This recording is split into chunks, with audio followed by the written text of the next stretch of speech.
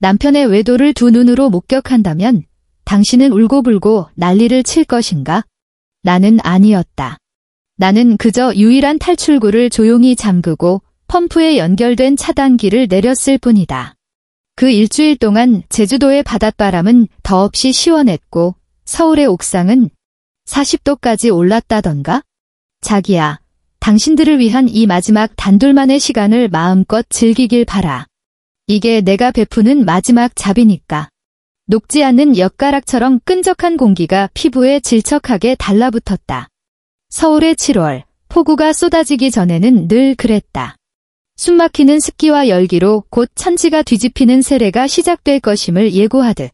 나는 지친 몸을 이끌고 아파트 현관문을 열었다. 현관 센서 등이 켜지지 않았다. 고장 났나? 무심코 스위치를 눌러봤지만 역시나 칠흑 같은 어둠뿐이었다. 됐어. 오늘 충분히 피곤하니 이런 사소한 일로 더는 신경 쓰고 싶지 않았다. 내 이름은 한지수. 결혼 3년 차. 대한민국 표준주부다. 내 남편 박민혁은 광화문이 한 대기업에 다니는 남들 눈에는 잘생기고 능력 있는 실장님이다. 그리고 나, 한때는 내 일을 가진 커리어 우먼이었지만 결혼 후 그의 달콤한 말에 속아 일을 그만두고 이 경기도 일산의 전세 아파트에 사는 무급 가사 도우미가 되었다. 지수야, 내가 집안일을 잘해줘야 내가 밖에서 마음 편히 일할 수 있어? 당신은 나의 가장 든든한 버팀목이야. 그가 이 말을 할 때 그의 눈은 반짝였다. 나는 그 말을 믿었다. 나는 그것이 사랑의 모습이라 생각했다. 한 사람은 밖에서, 한 사람은 안에서. 우리는 함께 싸우는 동지라고. 웃기는 소리. 지난 3년간 나는 박씨 집안의 전용 하녀가 되었다. 1년에 2번 있는 제사는 장보기부터 수십 가지 제사 음식을 제사상에 올리는 것까지 전부 나 혼자만의 전쟁이었다. 겨울맞이 김장으로 수백 포기 김치를 담그고 허리도 펴지 못할 만큼 지쳐 있으면 시어머니는 을에 전화를 걸어 까다로운 목소리로 물었다. 지수야, 올해 배추는 물이 많지 않니? 소금은 제대로 넣었고 마치 내가 며느리가 아니라 돈 주고 고용한 김치공장 직원이라도 되는 것처럼. 그런데 박민혁은?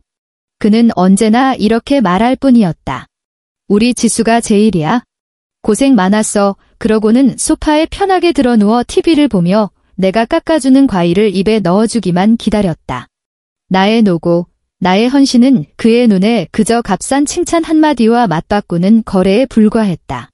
나의 가치는 현모양처라는 차가운 명패에 단단히 못 박혀 있었다. 오늘도 그랬다. 내일 그가 회사에 가져갈 도시락을 위해 일부러 마트에 가서 가장 신선한 한우를 사와 오후 내내 속꼬리곰탕을 끓였다. 하지만 그는 전화 한 통을 걸어 가벼운 목소리로 말했다. 자기야, 오늘 저녁 회사 회식이야. 기다리지 마, 또 회식. 이번 달에만 벌써 몇 번째인지. 정성껏 끓인 곰탕 한 솥을 보며 내 마음 한구석이 흰개미가 갉아먹은 기둥처럼 건드리기만 해도 우수수 가루가 되어 무너져 내리는 듯했다. 나는 곰탕을 소분해 냉장고에 넣고 막 샤워를 하려던 참이었다. 그때 중요한 세금 서류를 차에 두고 온 것이 생각났다.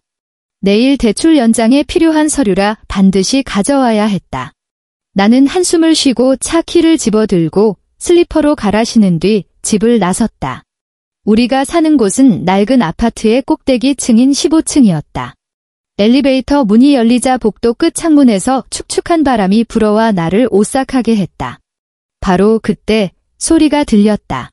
아래층 공사 소음이 아니었다. 머리 위, 옥상으로 통하는 계단에서 들려오는 억눌린 듯한 교태 섞인 웃음소리였다. 심장이 쿵 하고 내려앉았다.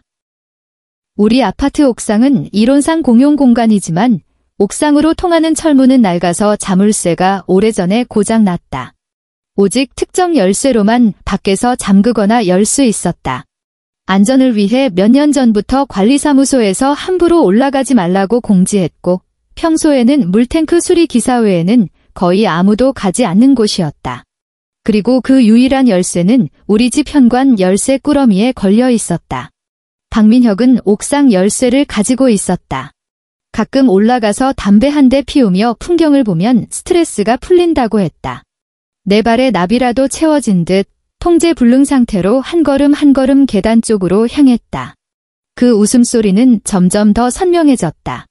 여자의 목소리였다. 애교 섞인. 나는 그 목소리를 알았다. 맞은편 동에 사는 최유라였다. 아이가 있는 싱글맘으로 몇 달 전에 이사왔다. 박민혁이 엘리베이터에서 몇 번 마주친 적이 있다며 내게 말한 적이 있었다. 맞은편 동에 새로 이사온 이웃인데 혼자 아이 키우는 게 참 힘들어 보이더라. 그때 그 자비로운 표정이라니 지금 생각하니 역겹기 짝이 없었다. 나는 차가운 벽을 짚었다. 분노와 굴욕감에 몸이 가늘게 떨렸다. 당장 달려 올라가야 할까? 드라마 속 아내들처럼 히스테릭하게 소리 지르고 그들의 머리채를 잡고 추악한 짓을 만천하에 알려야 할까? 아니. 머릿속에서 차가운 목소리가 울렸다. 왜 소리를 질러? 울고불고 매달려봤자 나만 비참한 미친년이 될 뿐이다.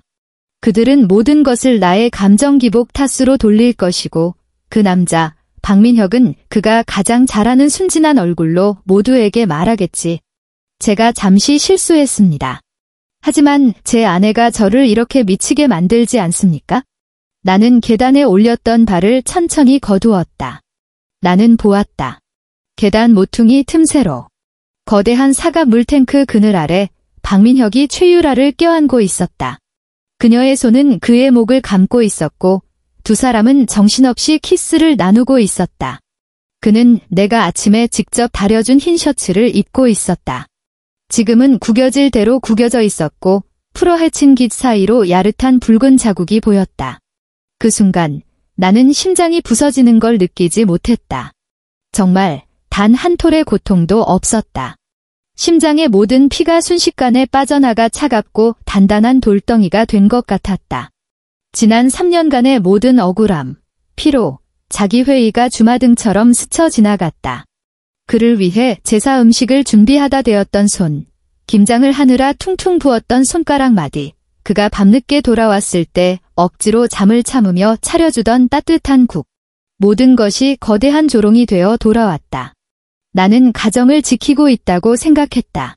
알고 보니 나는 그저 위선적인 사기꾼이 다른 여자와 언제든 놀아날 수 있도록 공짜로 제공되는 정사 장소를 지키는 문지기였을 뿐이다. 나는 몸을 돌려 소리 없이 우리 집 앞으로 걸어갔다. 내 움직임은 고양이처럼 가벼웠다. 나는 문을 열고 현관으로 들어가 열쇠 꾸러미에서 지옥으로 통하는 그 열쇠를 집어들었다. 그리고 조용히, 아주 조용히 문을 닫았다. 나는 다시 계단을 올랐다.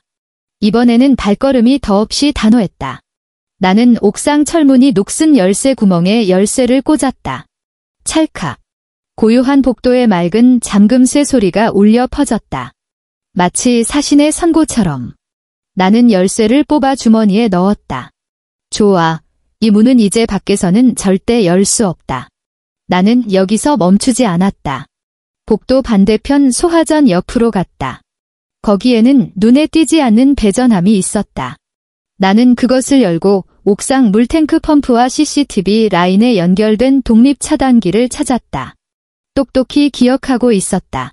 지난번 수리 기사가 왔을 때 일부러 내게 알려주었다. 박 사모님, 혹시 펌프에서 이상한 소음이 나면 이거부터 내리시고 저희에게 전화주세요. 얼마나 좋은 조언인가. 나는 손을 뻗어 망설임 없이 아래로 내렸다. 탁. 세상이 완전히 고요해졌다. 더 이상 펌프 돌아가는 윙윙거리는 소리도 CCTV 카메라가 작동하는 미세한 전류 소리도 들리지 않았다. 옥상의 그 두 사람은 이제 완벽하게 세상과 단절되었다. 나는 집으로 돌아왔다. 거실은 어두웠고 창밖 멀리 상업지구의 네온사인만이 희미한 빛을 비추고 있었다. 나는 식탁으로 가 펜을 들고 메모지에 한 줄을 적었다. 민혁 씨, 회사에서 급한 프로젝트 때문에 일주일간 부산으로 출장 가게 됐어요. 걱정 말아요. 나는 메모지를 식탁에서 가장 잘 보이는 곳에 반듯하게 놓았다. 완벽하고 빈틈없는 알리바이. 그리고 침실로 들어가 28인치 캐리어를 꺼냈다. 박민혁의 옷은 하나도 챙기지 않고 오직 내 것만 담았다. 내가 가장 좋아하는 원피스들, 아까워서 쓰지도 못했던 고급 화장품 세트, 그리고 내 여권과 모든 은행 카드. 마치 오래전부터 계획된 가출 같았다. 아니, 이건 가출이 아니다. 새로운 시작이다. 1시간 후, 나는 캐리어를 끌고 김포공항 출발층에 서 있었다. 휴대폰으로 제주도행 퍼스트 클래스 항공권과 5성급 오션뷰 호텔의 디럭스 스위트룸을 7박 연속으로 예약했다. 휴대폰 날씨 예보에서 푸시 알림이 떴다. 서울 지역, 향후 일주일간 폭염 지속, 일부 지역 최고 기온 40도 예상. 시민 여러분께서는 더위 피해에 각별히 유의하시기 바랍니다. 나는 창밖의 칠흑 같은 밤하늘을 보며 차가운 미소를 지었다. 40도. 잘 됐네. 사랑하는 박민혁 씨, 그리고 최유라 씨, 두 분이 옥상에서 내가 정성껏 준비한 이 특별한 열대야 질광욕을 마음껏 즐기시길. 제주도로 향하는 비행기가 하늘로 솟구칠 때 나는 창가에 기대어 아래로 점점 작아지다 어둠에 삼켜지는 서울의 불빛을 바라보았다. 눈물은 한 방울도 흘리지 않았다. 박민혁을 위해 살던 한지수는 옥상에서 들려오던 웃음소리를 듣는 순간 이미 죽었다. 지금 살아있는 것은 오직 자신을 위해 사는 새로운 한지수다. 그리고 나의 부활은 성대하고 침묵 어린 처형식을 제물로 바치며 시작될 것이다. 제주도의 바람은 달콤했다. 짭짤한 바다 내음과 귤 향기가 섞여 있었다. 나는 호텔 스위트룸의 넓은 통유리창 앞에 서서 협재 해수욕장의 층층이 다른 에메랄드빛 바다를 내려다보았다. 햇살이 유리를 통해 들어와 몸 위로 따스하게 쏟아지며 서울의 그 역겨운 습기를 씻어냈다. 이곳은 천국이었다. 나는 주부 한지수를 상징하는 면 원피스를 벗고 미리 준비해둔 실크 가운으로 갈아입은 뒤 룸서비스에 전화를 걸었다. 네, 전신 아로마 오일 스파 예약하고 싶은데요. 지금 바로요. 그리고 샴페인이랑 과일 플래터도 방으로 부탁합니다. 전화를 끊고 욕실로 들어가 장미 꽃잎이 뿌려진 거대한 욕조에 몸을 담갔다. 따뜻한 물이 내 모든 피부를 감쌌다. 마치 지난 3년간의 먼지와 굴욕을 씻어내는 것 같았다. 눈을 감자 내 머릿속에는 저절로 다른 그림이 떠올랐다. 서울, 우리 집의 그 좁은 옥상. 지금쯤이면 다음 날 정오겠지? 서울의 태양은 가장 악독한 방식으로 대지를 달구고 있을 것이다. 시멘트 바닥은 계란 프라이를 할 수 있을 정도로 뜨겁게 달아올랐을 것이다. 박민혁과 최유라, 그들은 지금 어떨까? 나는 상상할 수 있었다. 처음에는 밀회의 여운에 잠겨 있다가 문이 잠긴 것을 발견했을 때 아마 바람 때문이거나 어느 정신없는 이웃의 짓이라고 생각했을 것이다. 박민혁은 그 여자를 안심시키며 가슴을 쳤겠지. 괜찮아, 유라씨, 우리 와이프 출장 가서 집에 아무도 없어. 소리치거나 좀 기다리면 누가 오겠지. 그는 또 전화를 걸려다가 나에게 방해받지 않기 위해 둘 다 휴대폰을 무음으로 해놓고 옥상 어딘가에 아무렇게나 던져둔 것을 깨달았을 것이다. 하룻밤의 난리와 낮 동안의 폭염에 배터리는 이미 방전되었을 테고 첫날 낮 동안은 불안과 약간의 요행을 바라며 보냈을 것이다. 목이 마르다고? 괜찮아. 옥상 물탱크 옆에는 항상 고인 물이 흐르는 관이 있으니 몇 방울은 얻을 수 있을지도 모른다. 하지만 곧 내가 펌프 전원을 내렸다는 사실을 깨닫게 되겠지. 물 한 방울도 나오지 않는다는 것을. 그리고 이틀째, 바로 지금. 목구멍이 타들어가기 시작했겠지? 입술은 바싹 마르고 침을 삼킬 때마다 칼로 베는 듯한 고통이 느껴질 것이다. 낭만적인 사랑이 생리적인 극한의 고통 앞에서 얼마나 초라해질까? 나는 그들의 대화를 선명하게 들을 수 있었다. 민혁 씨, 목말라 죽겠어. 어떻게 좀 해봐. 최유라의 목소리는 분명 어젯밤의 교태는 사라지고 쉰 목소리의 공포만 남았을 것이다. 내가 무슨 방법이 있어. 문은 안 열리고 핸드폰은 보이지도 않는데. 어제 당신만 아니었어도 이런 데는 오지도 않았어. 박민혁의 인내심은 고온에 조금씩 타들어가고 그의 온화하고 세련된 위장은 벗겨져 이기적이고 폭력적인 본성이 드러나기 시작했을 것이다. 나 때문이라고. 박민혁, 양심도 없어. 와이프는 의무감 때문에 사랑하는 거고 진짜 사랑하는 건 나라고 말한 게 누구더라? 여기가 제일 안전하다고 절대 들킬 일 없다고 한 건 또 누구고? 닥쳐. 이제 와서 그런 말이 무슨 소용이야. 싸움. 그렇다. 반드시 싸울 것이다. 생존 본능이 모든 것을 압도할 때 이른바 사랑이라는 것은 한낱 웃음거리에 불과하다. 초인종이 울리고 스파 테라피스트가 카트를 밀고 들어왔다. 공기 중에 라벤더와 베르가못 향이 퍼졌다. 나는 욕조에서 일어나 목욕 가운을 두르고 부드러운 마사지 베드에 엎드렸다. 테라피스트의 따뜻하고 힘있는 손이 내 굳은 등과 어깨를 누르기 시작했다. 오랜 세월 집안일로 쌓인 통증이 아로마 오일의 향기 속에서 조금씩 풀려 사라졌다. 나는 편안하게 한숨을 내쉬며 휴대폰을 꺼내 SNS를 열었다. 창밖의 푸른 바다와 하늘을 배경으로 찍은 셀카 한 장을 정성껏 골랐다. 내 얼굴에는 만족스럽고도 초연한 미소가 걸려 있었다. 그리고 글을 덧붙였다. 혼자만의 부활 여행. 어떤 문은 한 번 닫히면 다시는 열고 싶지 않다. 전송 버튼을 눌렀다. 내 친구 목록에는 박민혁의 동료도, 우리의 공통 친구도, 심지어 그의 먼 친척도 있다는 것을 알고 있었다. 그들은 볼 것이고, 궁금해할 것이고, 박민혁에게 물어볼 것이다. 하지만 아무도 그와 연락이 닿지 않을 것이다. 그의 휴대폰은 40도의 옥상에서 쓸모없는 고철 덩어리가 되어 조용히 누워있을 테니까. 내 휴대폰에는 실제로 그의 회사에서 온 몇 통의 부재중 전화가 있었다. 아마 무단결근 이유를 묻는 전화겠지? 나는 그 번호들을 보며 차갑게 웃으며 모두 무시를 눌렀다. 한편 지옥 같은 서울의 옥상에서 박민혁은 아마 개처럼 땅에 엎드려 에어컨 실외기 물바지에서 그 몇 방울의 탁한 응축수를 핥으려 애쓰고 있을 것이다. 그의 흰 셔츠는 땀에 흠뻑 젖어 몸에 달라붙고 먼지로 뒤덮여 노숙자처럼 초라할 것이다. 그리고 한때 세련되게 차려입었던 최유라는 지금 머리를 풀어헤치고 화장이 광대처럼 번진 채 원독 어린 눈으로 그를 쏘아보고 있겠지. 셋째 날 굶주림과 갈증은 이미 그들에게 환각을 보게 했을 것이다. 최유라는 이성을 잃고 비명을 지르며 울부짖고 그 단단한 철문을 손으로 두드리기 시작했을 것이다. 하지만 이 모든 것은 헛수고다. 우리가 사는 곳은 낡은 주택가라 방음이 잘 안 되지만 바로 아래는 번화한 도로이고 근처 한 블록 전체가 재개발 공사 중이라 굴착기와 전동 드릴 소리가 귀를 찢을 듯 울려 퍼져 그녀의 미미한 구조 요청 소리를 완벽하게 덮어버렸을 것이다. 아무도 평범한 주거용 건물 옥상에서 생생한 인간 비극이 벌어지고 있다는 것을 눈치채지 못할 것이다. 그리고 나는 제주도의 유명한 흑돼지구이 전문점에 앉아 있었다. 내 앞 불판 위에서 두툼한 오겹살이 지글지글 구워지며 고소한 기름 냄새가 코를 찔렀다. 나는 상추에 노릇하게 구워진 고기 한 점을 올리고 쌈장을 얹어 입에 넣었다. 그 만족스러운 식감에 내 모든 미래가 환호했다.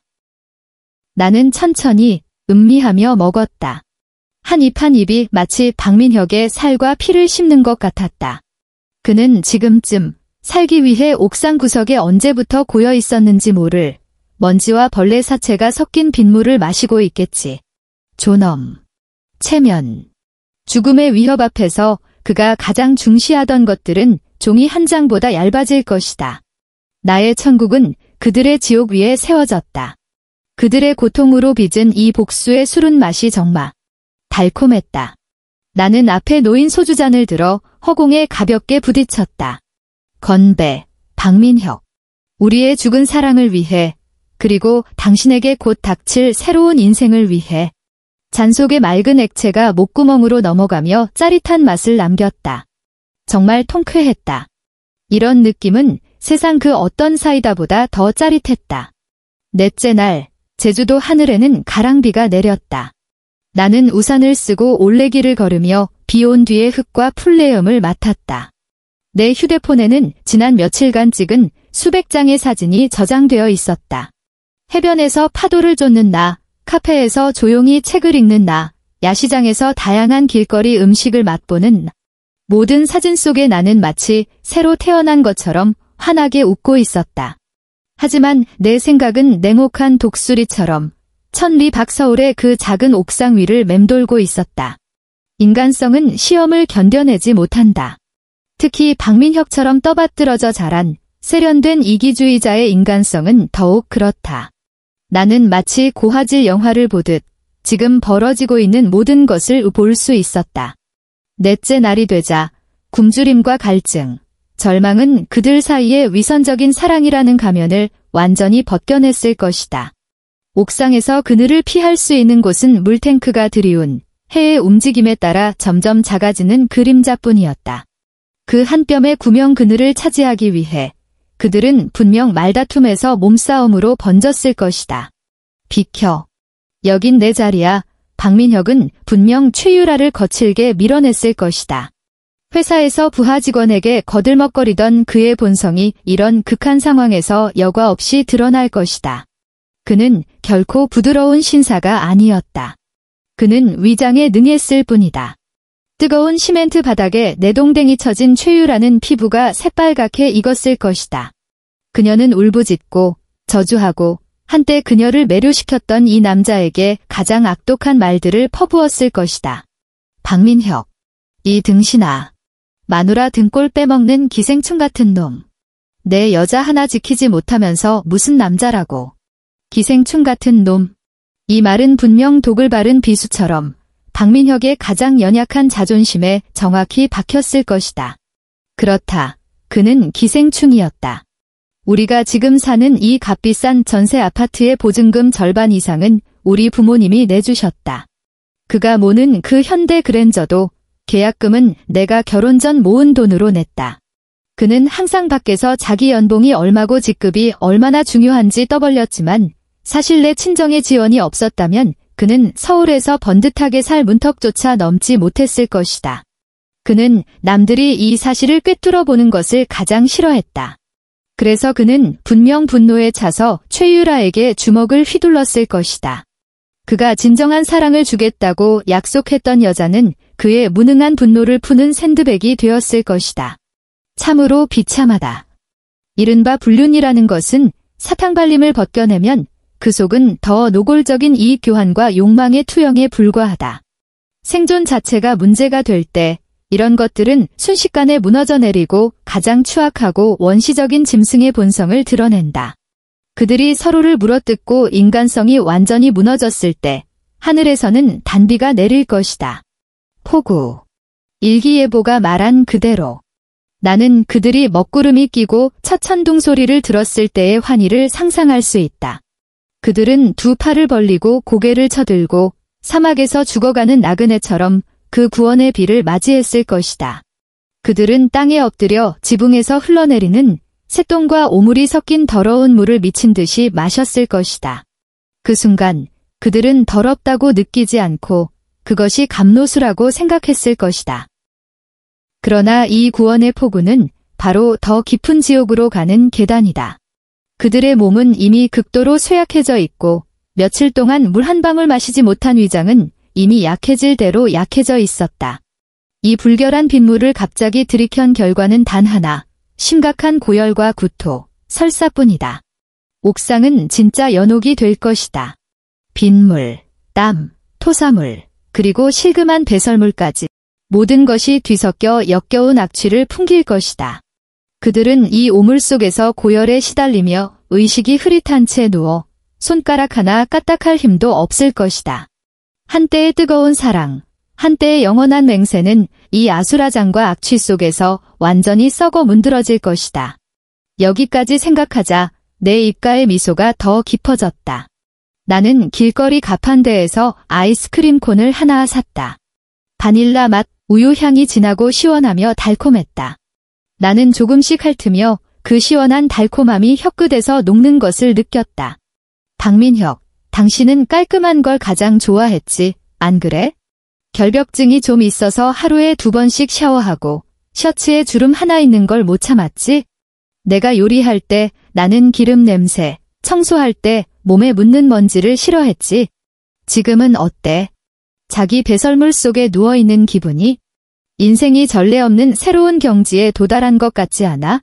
그리고 최유라, 당신은 항상 동네에서 강인하고 세련된 싱글맘인 척하며 그 순진해 보이는 큰 눈으로 주변 남자들의 동정과 욕망을 얻어냈지. 지금은 어때? 옷도 제대로 걸치지 못하고 온몸이 오물투성이인 채 버려진 들깨처럼. 당신이 공들여 지켜온 체면은 바닥의 유리 조각보다 더 산산조각 났겠네. 내가 계획한 이 복수의 가장 절묘한 점은 내가 아무것도 하지 않았다는 것이다. 나는 그들을 때리지도 욕하지도 심지어 직접 모욕하지도 않았다. 나는 그저 문 하나를 조용히 닫았을 뿐, 그리고 조용히 그들 스스로가 한 걸음씩 파멸로 걸어 들어가는 것을 지켜봤을 뿐이다. 그들 자신의 욕망, 이기심, 그리고 어리석음이 스스로를 이만겁의 심연으로 끌어들인 것이다. 이것이야말로 가장 완벽한 인과응보다. 나는 아이스크림 마지막 한 입을 먹고 포장지를 쓰레기통에 버렸다. 비가 그치고 먼 하늘에 무지개가 그림처럼 아름답게 걸려 있었다. 제주도에서의 마지막 이틀 동안 나는 성산일출봉에 가서 장엄한 일출을 보았다. 차를 빌려 해안선을 따라 섬을 일주하며 드라이브를 했다. 바닷바람이 내 머리카락을 스치자 나는 목청껏 노래를 불렀다. 소녀 시절 가장 좋아했던 그 노래들을. 나는 다시 근심 걱정 없던 한지수, 박민혁을 만나기 전 미래에 대한 무한한 꿈으로 가득 찼던 그 한지수로 돌아간 것 같았다. 7째 날, 내가 집으로 돌아가야 할 날이 왔다. 나는 서울로 돌아가는 비행기 표를 예약했다. 공항 라운지에서 거울을 보며 선명한 립스틱을 덧발랐다. 거울 속의 여자는 생기가 넘치고 눈빛은 밝고 단호했다. 자, 한지수. 이제 연기할 시간이야. 이제 완벽한 피해자가 등장할 차례다. 아파트 문을 열자 음식 썩는 냄새와 먼지가 뒤섞인 시큼한 냄새가 코를 찔렀다. 좋아. 모든 것이 내 예상대로다. 나는 일부러 냄새에 질색하는 척하며 미간을 찌푸리고 코앞에서 손부채질을 했다. 다녀왔어요. 나는 신발을 갈아 신으며 집 안을 향해 외쳤다. 목소리에는 적당한 피로감과 집에 돌아온 기쁨이 섞여 있었다. 아무도 대답하지 않았다. 거실은 죽은 듯이 고요했다. 나는 캐리어를 끌고 거실로 들어가 소파 옆에 아무렇게나 내려놓았다. 식탁 위에는 일주일 전 내가 남긴 출장 메모지가 야은 먼지를 뒤집어 쓴 채 그대로 놓여 있었다. 나는 주위를 둘러보며 의아한 듯 중얼거렸다. 민혁 씨, 아직 퇴근 안 했나? 나는 휴대폰을 꺼내 박민혁에게 전화를 걸었다. 예상대로 수화기에서는 전화기가 꺼져 있어 나는 차가운 기계음만 들려왔다. 나는 미간을 찌푸리며 걱정스러운 표정을 짓고 이어서 그의 회사로 전화를 걸었다. 네, XX 주식회사입니다. 누구를 찾으시나요? 안녕하세요. 박민혁 실장님 좀 부탁드립니다. 아내 한지수입니다. 아, 사모님이시군요. 박 실장님이 이번 주 내내 출근을 안 하셔서 저희도 걱정하고 있었습니다. 전화도 안 받으시고요. 혹시 어디 가셨는지 아시나요? 무슨 일 있으신 건 아니죠? 전화기 너머 행정직원의 목소리는 매우 초조했다. 네. 일주일이나 출근을 안 하셨다고요. 내 목소리는 순간적으로 높아졌다. 충격과 공포로 가득 찬 목소리로. 그럴 리가요.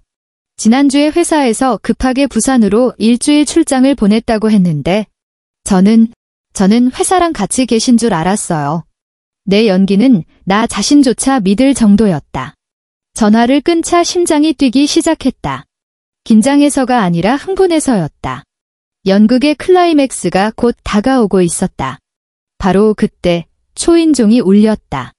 나는 심호흡을 하고 얼굴 표정을 가다듬은 뒤 겁에 질린 모습으로 문을 열러갔다. 문 앞에는 관리소 직원과 아래층에 사는 아주머니가 서 있었다. 아주머니는 나를 보자마자 코를 막고 역겹다는 표정으로 소리쳤다. 아이고, 지수씨, 이제야 왔네. 댁 위층에서 뭐 죽은 거 아니야? 며칠 동안 냄새 때문에 창문도 못 열었어. 그 냄새가 아주 그냥. 관리소 직원도 심각한 얼굴로 내게 말했다. 박 사모님, 여러 세대에서 민원이 들어왔습니다. 꼭대기층에서 악취가 난다고요? 저희가 올라가서 확인해 봐야겠는데 옥상 문이 잠겨 있어서요. 혹시 열쇠 가지고 계신가요? 왔구나. 내가 기다리던 순간이 마침내 왔다. 나는 입을 막고 눈에는 금세 눈물이 고였다. 몸도 두려움 때문에 가늘게 떨렸다. 열쇠는 남편한테 있어. 가끔 담배 피우러 올라간다고. 그런데 일주일째 집에 안 들어왔어요. 전화도 안 되고. 세상에, 설마 위에서 무슨 일이라도 생긴 건 아니겠죠? 내 울부짖음에 아주머니와 관리소 직원의 얼굴색이 변했다. 그들은 서로를 쳐다보며 분명 끔찍한 가능성을 떠올렸을 것이다. 사모님, 진정하세요. 저희가 당장 문을 열 방법을 찾아보겠습니다. 관리소 직원은 나를 위로하며 무전기로 지원을 요청했다. 공구를 가지고 와서 문을 강제로 열라고. 나는 그들 뒤를 따라 비틀거리며 옥상으로 통하는 계단으로 갔다. 그 썩는 악취는 이곳에서는 이미 숨을 쉴 수 없을 정도로 진동했다. 아주머니는 더는 참지 못하고 코와 입을 막고 물러섰다. 나는 속에서 치밀어 오르는 구역질을 억지로 참으며 얼굴에는 더욱 공포에 질리고 무너지는 표정을 지어야 했다.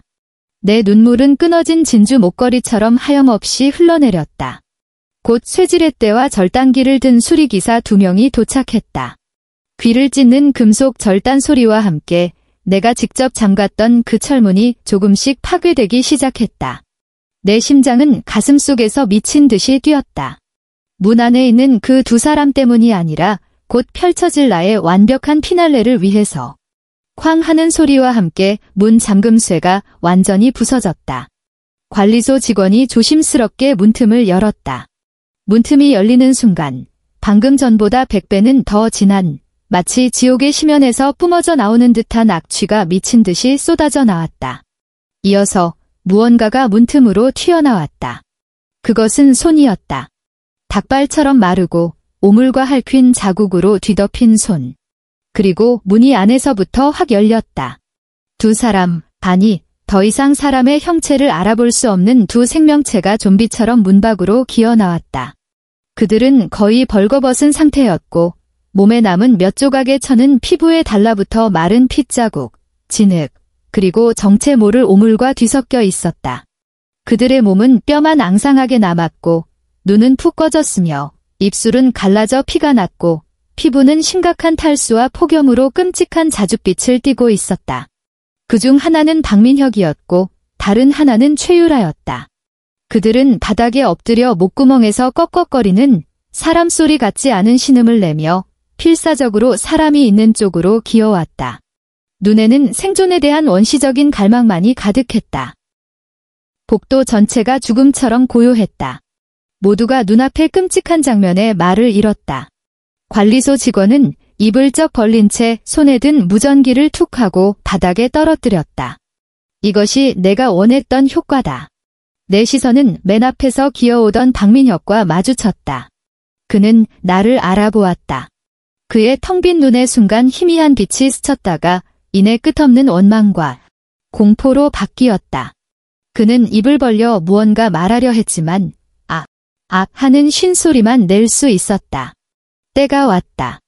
나는 그를 보며 세상에서 가장 끔찍한 귀신이라도 본 것처럼 눈을 크게 떴다. 내 입은 모자로 벌어지고 정적을 가르는 짧고 날카로운 비명을 질렀다. 그리고 나는 눈을 뒤집고 몸에 힘을 뺀 채 그대로 뒤로 쓰러졌다.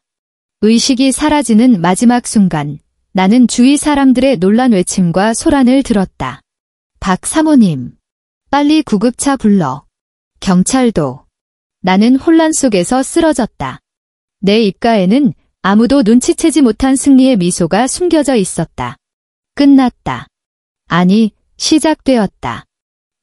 한지수는 오늘부터 이 끔찍한 비극 속에서 가장 무고하고 가장 가련하며 가장 완벽한 피해자다. 나는 병원 침대에서 깨어났다. 코에는 소독약 냄새가 가득했고 손등에는 수액 주사바늘이 꽂혀 차가운 액체가 한 방울씩 내 혈관으로 주입되고 있었다. 시어머니가 침대 옆에 앉아 있다가 눈이 퉁퉁 부은 채로 내가 눈을 뜨자마자 달려들어 내 손을 잡고 통곡했다. 지수야. 아가. 드디어 깨어났구나. 정말 엄마를 놀라게 했어.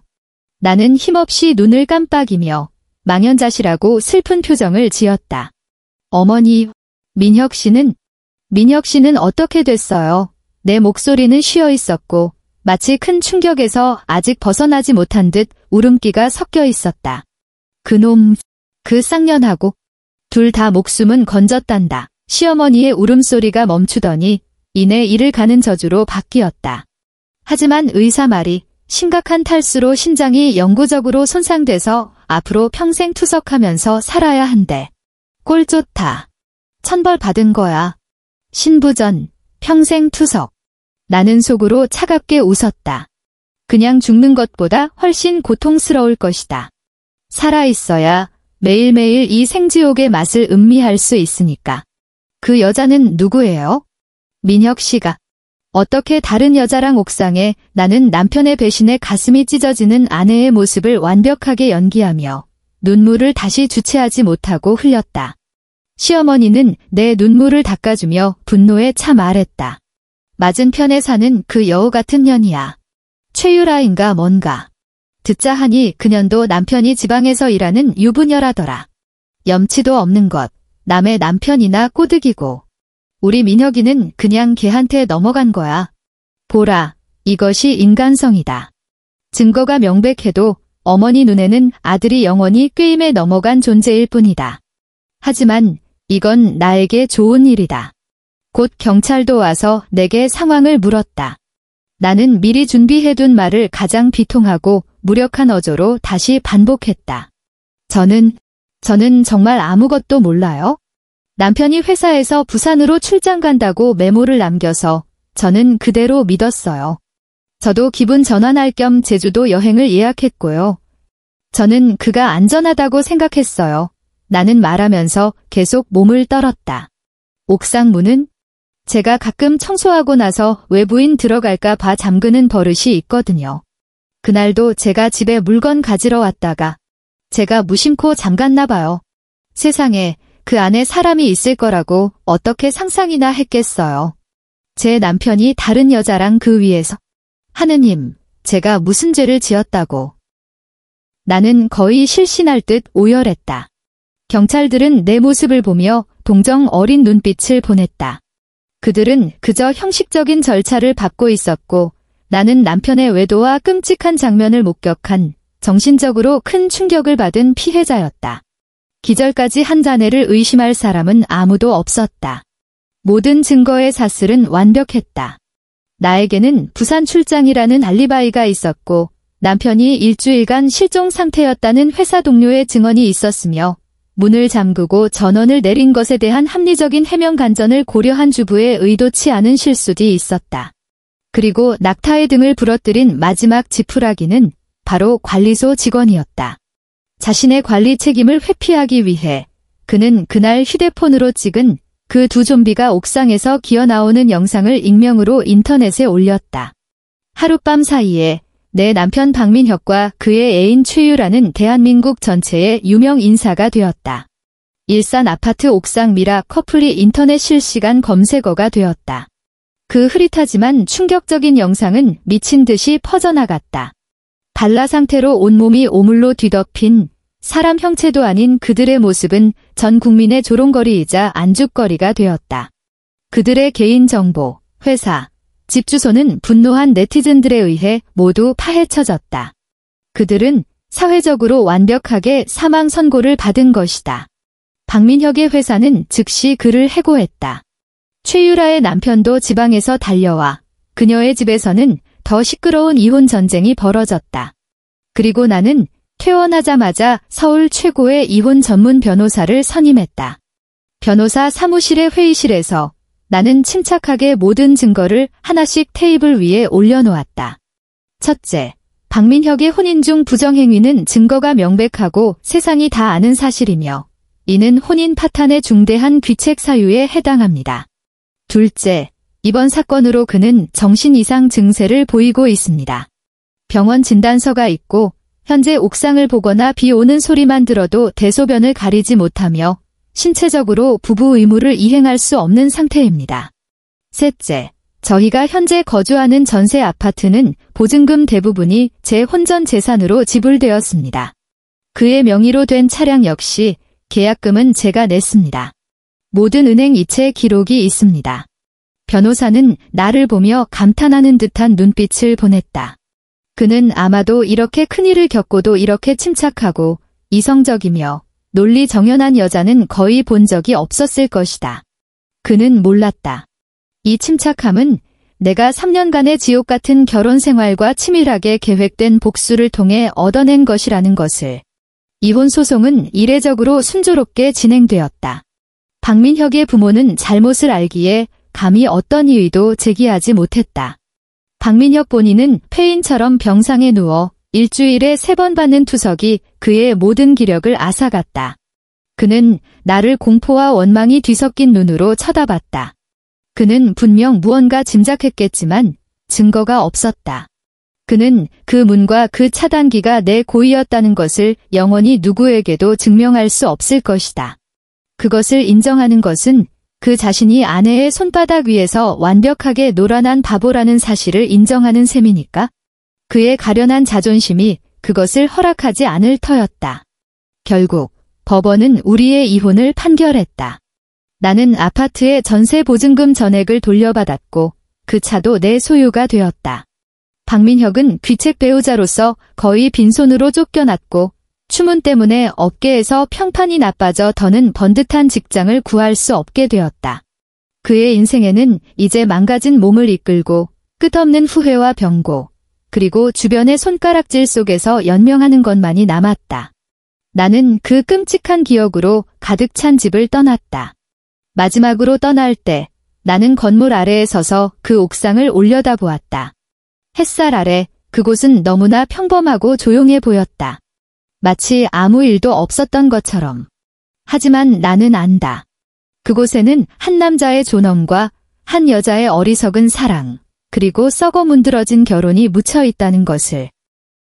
나의 새로운 삶은 그 차를 팔고 그 돈으로 서울 도심의 작지만 밝은 오피스텔을 얻으면서 시작되었다.